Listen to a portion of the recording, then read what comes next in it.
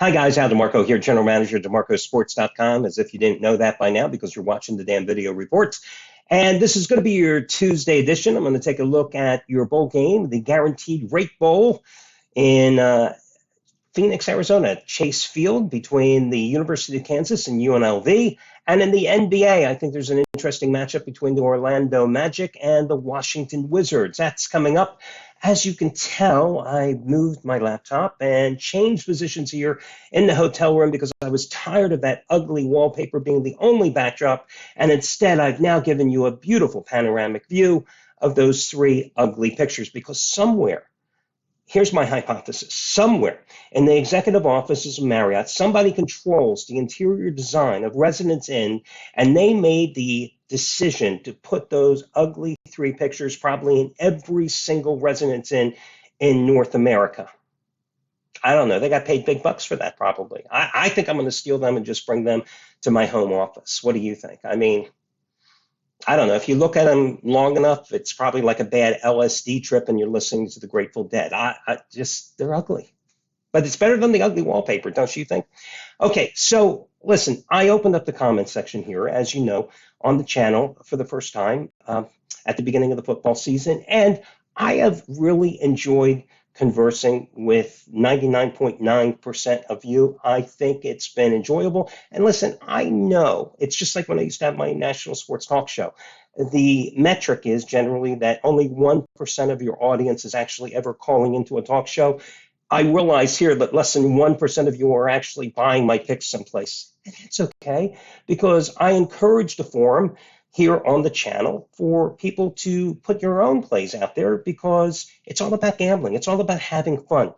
I myself, this year, again, just yesterday, in fact, turned down an opportunity to participate in a national TV show about gambling. I have not done and continue to turn down all potential radio and TV appearances because I'm not interested any longer. Here on the channel, I don't even edit the damn videos any longer. Half the time I don't even do them in high definition. I just don't care. A channel that used to get 6,000, 7,000 views per video, I get like 1/3 of that. And I'm okay with that because I just don't care. I do this because I'm having fun. And to be 100% honest with you, and I mentioned this before, listen, I've got 2 more chemo treatments, and then after a couple of months, they're going to do another bone marrow biopsy, and at that point, they're going to find out if I'm truly in remission. If I'm not, I am gone. I am retired. I'm out. I used to wonder why people that had terminal illnesses, why they continue to work. I now have my own answer. Because it takes your mind off of other things. So that's why I do it, and I've enjoyed conversing with you. But there are times that I am often reminded of that 1972 song by Steelers Wheel. There's one particular verse, clowns to the left of me, jokers to the right. Here I am stuck in the middle with you. Because there are some yahoos, some keyboard warriors, guys who have no balls other than hiding behind anonymous texts, who send in messages through the channel after I lose, who that's the only time they have balls in their life. You know, if they met me someplace, they would cower in fear because they have no balls. So after I went 1-3 with the free picks yesterday, you know, again, the picks that I'm giving away, the picks that in all sports combined are 138 and 110, the picks that I'm 41 and 21 in the NFL over the past 11 weeks. Again, the picks that I'm giving away, the cockroaches came scurrying out and a few of them decided to rip me. Again, this does not bother me. I'm just pointing out something that I find interesting because I know those scumbags are watching this video because they get off on it, because they don't have a life. And I find that interesting. So one in particular ripped me for losing last night with the 49ers. Sorry, I don't handicap turnovers. And when Brock Purdy decided to throw all those interceptions, oh, well. So I lost my 5th raise the bar 20-dime release last night in the NFL after winning the first 4. So I'm 4-1 with them now. These guys are the same guys that probably blame somebody else when they can't get it up in bed. Okay, gamblers are always looking for somebody else to blame when they lose. It's just basic human nature. And I'm okay with that because I'm a big boy. I don't seek your praise, guys, when I win, and I could certainly care less about your criticism. I didn't give a damn when I was healthy, and I certainly don't give a damn when I'm dying of an incurable disease from which there is absolutely no hope that I will be cured. So I will say, however, that I don't wish you any ill will. I'm not that type of person because that doesn't give me any brownie points in life, and I just believe in positive karma.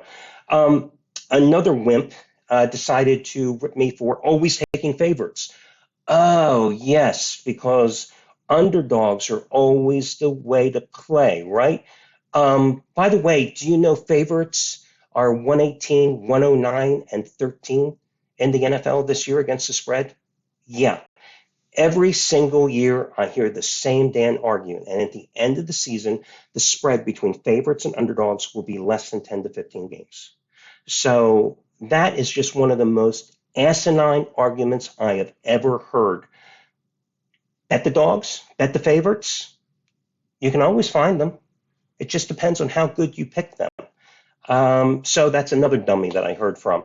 Had another cockroach, which I mentioned yesterday on my policy regarding the Packers on Saturday, where because I counted it as a win, but some people it may have been a push for. So people that had bought the play individually, I gave them yesterday's day for free. People that had a long-term package with me, I just gave them another day toward the package.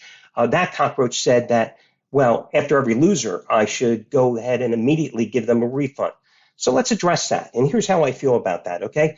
So at the site, if you buy a 7-day package from me after getting discounts, you get it for about $21 over 7 plays. I don't sell by days. You get it for about 7 plays for $21 on average. Now, I know how gamblers bet, okay? You are generally betting at least 3 times your wager. Otherwise, what are you buying the plays for?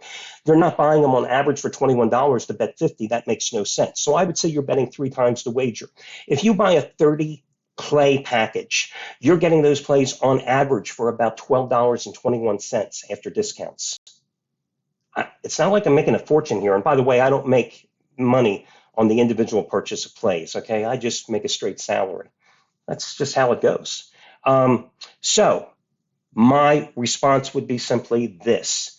If it's going to be pay after you win and wanting a refund, well, how would you feel? Because we enter a contract when you purchase the plays, and I'm addressing that cockroach particularly, and you know who you are. How would you feel that, okay, if I win a 10-dime play, then after the fact, if it wins, I get to charge you double.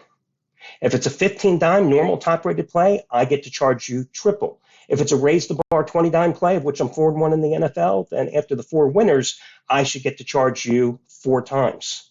And remember, they're always half-price plays, so instead of $44, I get to charge you 4 times 44. And if it's a rare 30-dime play, then I get to charge you 5 times the amount. Quid pro quo. Listen, I'm a capitalist, guys. You want it one way, got to have it 2 ways. I think it's only fair. Bottom line is this. If you're not happy, find another handicapper. I'm talking to you guys that are customers with me. Oh, and by the way, I'm on a 32-19 NFL run this season with my premium plays, not the ones I'm giving away. 24 out of 36 with college and pro plays recently over the past 7 weeks. Rare 30-dime releases in the NFL and college this season. I've hit 4 out of 6. Raised the bar 20-dime releases, 4-1 in the NFL, 0-1 in college football, 1-0 in college hoops. Top-rated 15-dime best bets in the NFL. 21-14 roll after closing last season, winning 13 out of 16. Basketball, college and NBA, 13-6 roll with the NBA and college basketball plays. And in the NBA tonight, I'm going for top-rated NBA winner number 9 out of 11 over the past 5 weeks. I'm winning, but again, if you're one of those cockroaches, you're not happy, and you happen to be a paying customer, contact customer service. Go buy Roger Quinn's plays and lose. Be my guest. I don't give a damn. So anyway, just wanted to address that. And again, no malice intended. I just don't care because I'm not making money on these plays.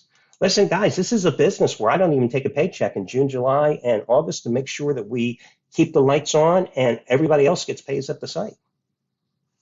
And that's just how I roll. So anyway, let's have some fun and let's take a look at this bowl game. Another worthless bowl game. It comes down to this: Kansas 8-4 coming into this game, and you have to wonder, is Kansas motivated to win this game? I mean, Kansas played a far tougher schedule than UNLV. I'm sorry, and this line is actually dropped from 13 to 11.5. So what does that tell you? Where's the public money rolling in here? Now, Kansas has lost two significant starters. They're all Big 12 first team left tackle. He's going to be replaced by a true freshman making his first start. And their number one pass rusher, Austin Booker, who led the team with 8 sacks. Now, UNLV comes in here 9-4. They had one victory against a Power 5 team. Do you really consider a win early in September, 40-37 against Vanderbilt, a big win, considering Vanderbilt closed the season with 10 consecutive losses? That was only their fourth Power 5 victory in 16 years. UNLV went 6-3 in the Mountain West. They closed the season with back-to-back losses to San Jose State in the regular season final and to Boise State in the Mountain West championship game. In those two games, they allowed 81 points and 1,009 total yards.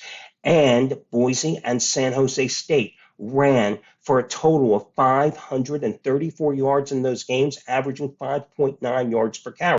One of the problems is that UNLV plays a base 3-3-5 defense. You're always going to be susceptible to giving up big yards on the ground. Kansas can run the ball. They've got Devin Neal, who may turn pro after this game. He ran for 1,209 yards in the regular season, 15 touchdowns, 6.6 yards per carry. You have a UNLV team playing its first bowl game since 2013, only the fifth in the team's history, the program's history. Great turnaround by Barry Odom here. You have a Kansas team that ran the ball nearly 61% of its offensive plays, averaged almost 209 rushing yards per game, 5.8 yards per carry. But you have a UNLV team that did great in Vegas, not only on the field, but 10-3 against the spread this season. So ultimately here, I think Kansas is by far the superior team. But again, when you look at these games, you have to wonder, who is the more motivated team? Kansas or UNLV, a program that has simply not experienced, had a taste of this postseason action, has experienced winning for the first time ever. I got to grab the points because generally these double-digit dogs in these lower-tier games have historically, over the past 4, 5, 6 years, have been great plays to the tune of covering it nearly at a 70% clip. So would I bet the game? Absolutely not. But of the 3 bowl games today, this is the one that I thought was at least worth handicapping. So I'm just telling you, if I had to play it and you put a gun to my head, I would grab the points. But you see how the public has bet down this line because everybody's jumping on UNLV.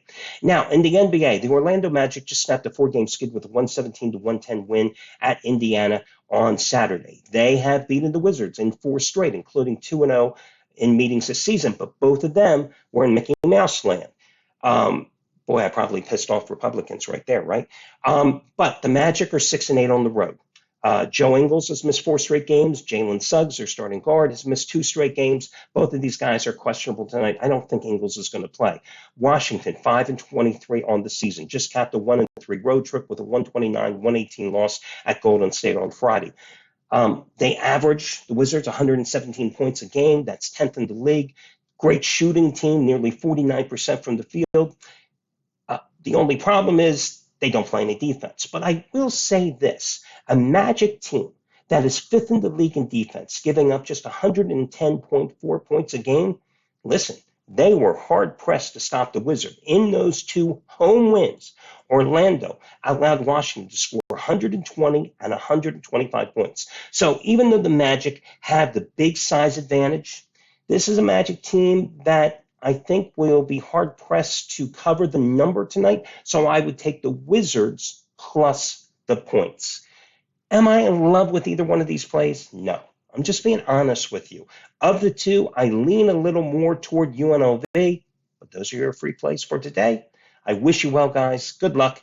And I got to fly out tomorrow early in the morning. I'm not sure if I'll be around, but I will try. Good luck, everybody. Take care.